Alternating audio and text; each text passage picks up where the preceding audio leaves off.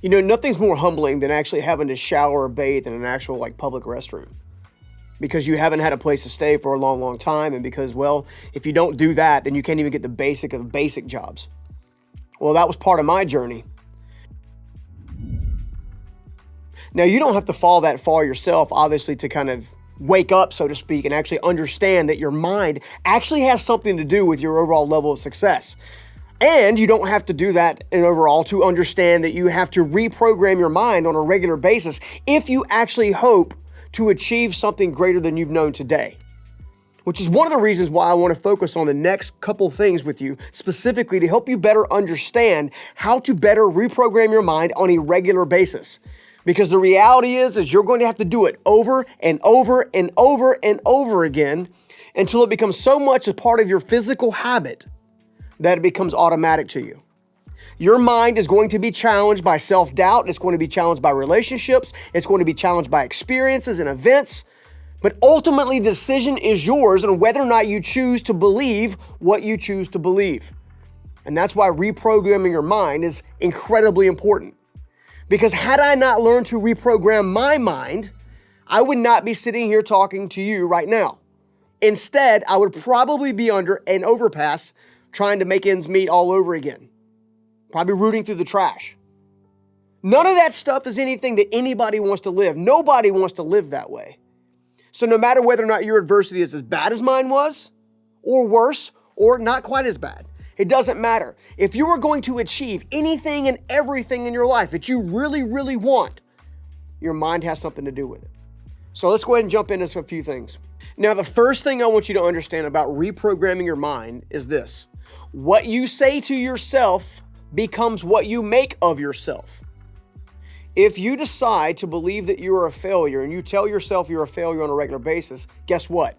You are going to experience a consistent level of failure because you're focused on it and you're looking for it.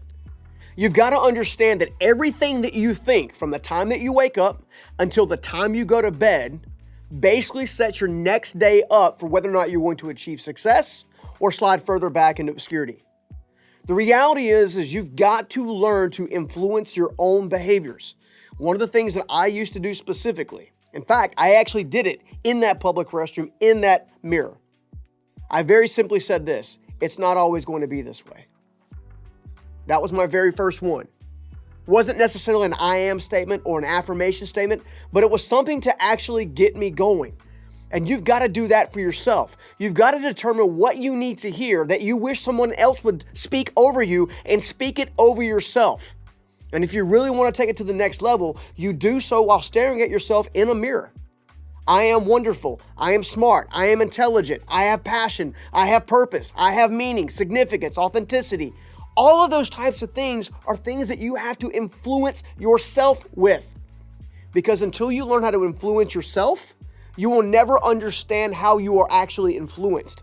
Because everything that comes out of you started off inside of you. What are you doing on a regular basis to change the way in which you talk to yourself? Next up, your eyes and your ears are the gateways to your mind.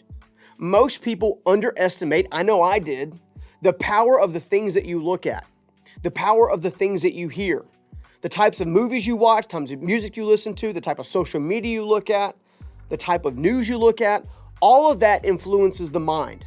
Why? Because you are actually programming yourself on a regular basis by the programming data that you are letting go in your brain. So, if you are someone who finds yourself easily anxiety-ridden or angry, there's a high likelihood that a lot of the things that you are watching and listening to also put off that same emotional space. Seriously, look at it. Take a hard look at it. You remember the jingles back in the day? I mean, there's thousands of them. Everything from cars to, Rolexes and so on and so forth. Well, one of the favorites used to be the old Kit Kat commercial. Give me a break, I gotta get me some of that. Yeah, you probably just finished the sentence. That's the power of the eyes and the ears and the gateway to your mind. The types of things that you allow in your mind also come out of your actions. So if you find yourself in a spirit of lust or something like that on a regular basis, you are probably looking at things that are probably showcasing things to lust at. If you were looking at different ways to spend money on a regular basis and always all you look at is expensive cars and expensive houses and stuff like that, you're going to find yourself actually wanting to achieve all those things and not properly feeling fulfilled. That's what I mean by the eyes and the ears are the gateway to the mind. One of the best ways to reprogram your mind and to actually get massive action and momentum right now is to totally overhaul what you are allowing yourself to look at and what you're allowing yourself to listen to. When you do that, you will automatically start to feel a different type of an emotional connection. And as a result, you will either move forward or you'll fall back. But the choice is yours. So make sure you're paying closer attention to what your eyes and your ears are actually doing. Before we jump into the next one, do me a favor. Go ahead and hit the like and subscribe button and smash that bell to make sure you never miss out on a single video that can help you move forward. All right, let's jump back into it. Now, the third thing I want you to consider is this. You've got to grow your knowledge base to conquer your blind spots. So much of me moving from homelessness to where I'm at today had to do with overcoming certain behavior patterns for myself, how I communicated, my defense mechanisms, and even how I actually saw the world in its entirety. I've discovered that there's a way to look at things from a poverty mindset, and there's a way to look at things from a wealth mindset. And true life actually happens somewhere in the middle where you have balance, where you don't let things own you, but you're also able to enjoy the things around you. In order to get there, you constantly have to be challenging your mind on a regular basis by understanding the types of things that hold you back. When I was homeless, what was holding me back was the mindset of what I thought was possible. As I grew my first company, my mindset had to change again, going from a tactical mindset, meaning I have to drive the hammer and the nail on a regular basis, to a strategical mindset, which is I need a certain amount of customers with a certain amount of diversity in a certain kind of way, generating a certain amount of revenue. That is a way to actually increase your overall knowledge base and help you conquer your blind spots. Now, going back to the last one I just mentioned, that means maybe reading something different or listening to something different or watching something different to help you grow your overall knowledge base. When you do this, you are basically taking all the crap that you've been believing all this time and you're overriding it and replacing it with great content that actually helps you move forward. And at the end of the day, that is the best way to actually get traction. So if you want to reprogram your mind, the easiest way to reprogram your mind is this. Read something new, watch something new, and be careful about what you're using. When you do that, you can understand what it takes to overcome a specific struggle or blind spot and actually move forward. All right, the fourth thing I want you to consider is this. Those that rest become strong. One of the things I totally underestimated, and one of the things I see people underestimating all the time is this. People are simply not getting enough rest. They get up at maybe 5, 6, 7 a.m., they go through their entire day, and then they stay in front of the TV or a video game machine or something like that into the wee hours of the morning and then wake up tired. Your brain is not designed to function without sleep. That's why the military, when they actually train special forces, puts the military specifically into sleep deprivation mode as a way to build the brain chemistry itself to help overcome that thing. You are not supposed to function without rest. And if you don't get enough rest and you spend all your time doing all these little digital things with all this blue light, inevitably what you're doing is you're short-circuiting your own brain, which means when you need that processing power the next day, it's not there. Instead, you find yourself foggy, tired, kind of restless.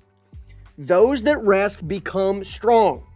Your brain has to be able to process things in such a way that allows you to actually make progress on a regular basis. And if you can't think, and you find yourself getting irritated easily, you're going to have a problem with your overall processing speed, which is why you got to make sure that you are actively engaging in rest. Make sure you get 7-8 hours minimum. There's always time to kind of have like a downplay time or kind of a rest time on the weekends or something like that. There's nothing wrong with checking out temporarily as long as it's more or less scheduled. You know, I get up at 5:30, 6 a.m. every day and I'm in bed by 10 almost every day. That's my ratio. That's my particular window.